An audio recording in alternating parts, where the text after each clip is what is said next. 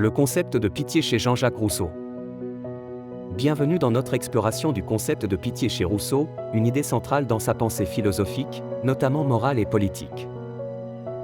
Rousseau, célèbre philosophe genevois du XVIIIe siècle, considère la pitié comme un sentiment naturel qui précède l'éducation sociale.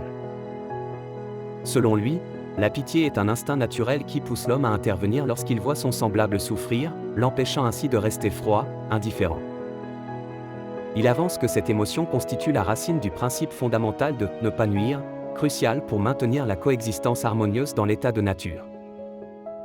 Dans ses écrits, Rousseau distingue la pitié naturelle de la compassion, influencée par la société et souvent liée à l'égoïsme.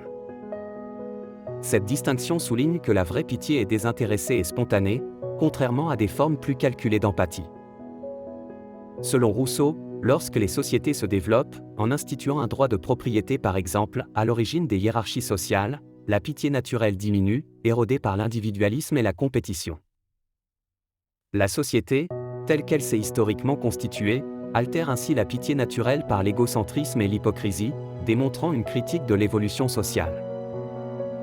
Il plaide ainsi pour un retour vers cette vertu originelle, pour rétablir la morale et la justice dans les relations humaines.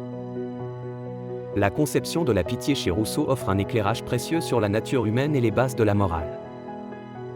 En comprenant ce concept, nous sommes mieux préparés à promouvoir une éthique du cœur et à envisager des sociétés plus équitables et bienveillantes.